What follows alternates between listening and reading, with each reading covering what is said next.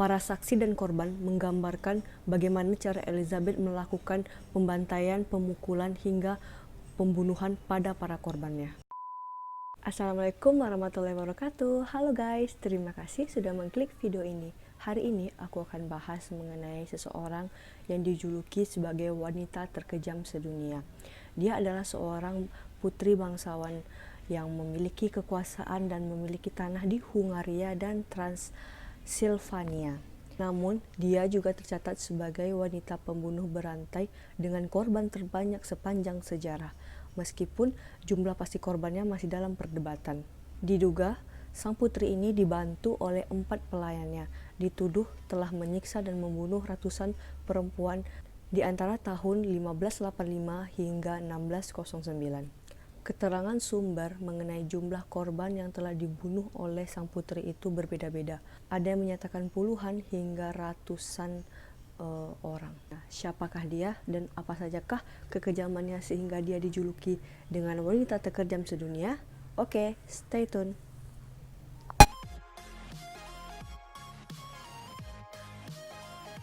Elizabeth Báthory the Exet adalah putri keluarga bangsawan Hungaria. Ia dilahirkan antara tahun 1560 hingga 1561 di kota Nyírbátor, kerajaan Hungaria.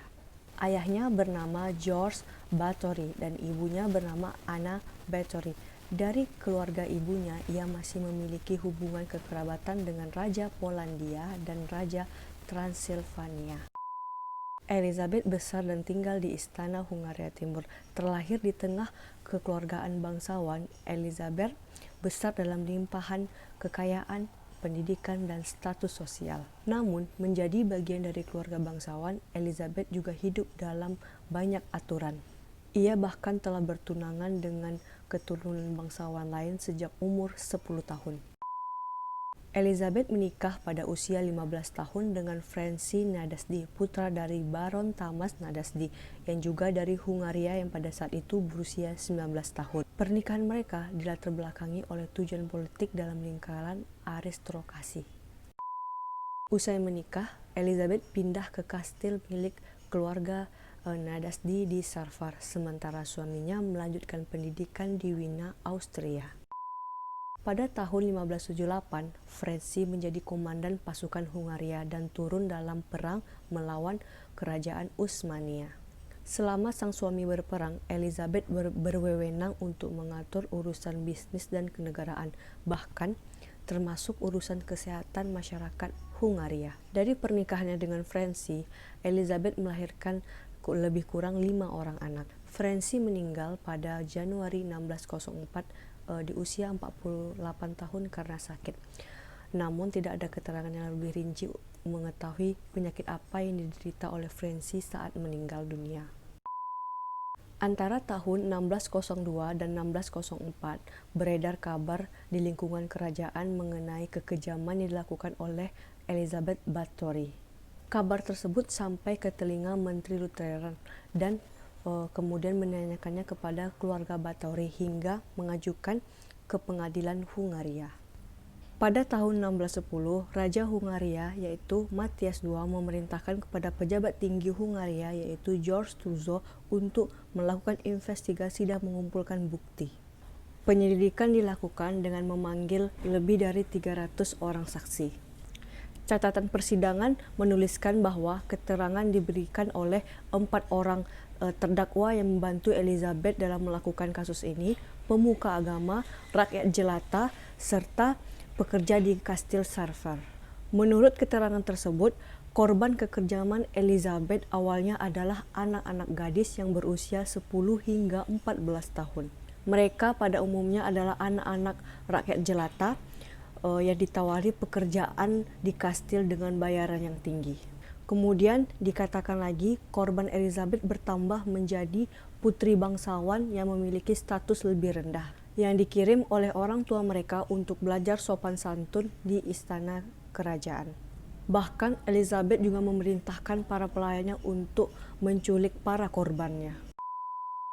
Para saksi dan korban menggambarkan bagaimana cara Elizabeth melakukan pembantaian, pemukulan, hingga pembunuhan pada para korbannya. Dalam arsip yang disimpan dalam kota Budapest juga mengungkap kekejaman yang dilakukan oleh Elizabeth. Bahkan Elizabeth disebut-sebut melakukan kanibalisme. Pada akhir tahun 1610, penyelidikan yang dilakukan oleh Turzo dikatakan membuahkan hasil. Setelah ada saksi yang melaporkan secara langsung melihat kekejaman yang dilakukan oleh Elizabeth dan 4 orang pelayannya. Bersama petugas, Turzo langsung menuju kastil Cactus untuk menahan Elizabeth dan 4 pelayan yang membantunya. Januari 1611, persidangan kasus Elizabeth segera digelar dengan dipimpin oleh Hakim Agung Kerajaan Theodosius dan 20 hakim asosiasi. Puluhan saksi dihadirkan dalam persidangan, kecuali seorang pelayan yang memberikan keterangan yang memberatkan sang bangsawan. Selain para saksi, pengadilan juga memeriksa kerangka mayat yang ditemukan di dalam kastil sebagai barang bukti. Salah satu yang menjadi perhatian dalam persidangan kasus Elizabeth adalah jumlah korban yang terkait dalam kekerasan dan kekejaman yang dilakukan oleh Elizabeth. Ada saksi yang menyebutkan korban Elizabeth itu sekitar 30-an dan ada saksi lagi yang menyatakan bahwa korban Elizabeth itu lebih dari 50-an. Yang paling mengejutkan adalah pengakuan seorang saksi yang bernama Zuzana yang mengatakan bahwa ia pernah melihat buku milik Elizabeth yang berisikan daftar korban kekerasannya hingga mencapai 650 orang. Namun, keberadaan buku itu tidak bisa dibuktikan. Akhirnya, pengadilan menetapkan jumlah korban kekerasan dari Elizabeth adalah sebanyak 80 orang.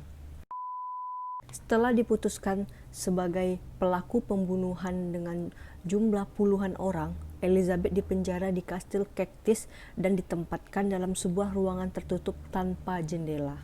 Hanya ada sebuah lubang yang digunakan untuk ventilasi dan jalan masuknya makanan.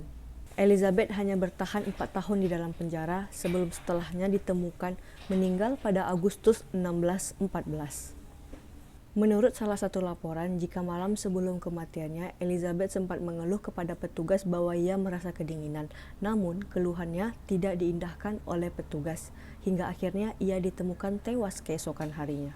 Akhirnya, jenazah Elizabeth pun dimakamkan di gereja Cactus. Namun, menurut kesaksian para korban, makamnya akhirnya dipindahkan ke makam keluarganya yang ada di Escape.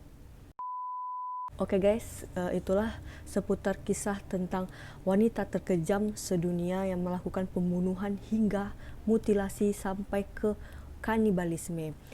Semoga kalian menikmati ceritanya ya. Oh iya, jangan lupa like jika kalian suka video ini. Oke, sampai jumpa di next video selanjutnya. Bye-bye.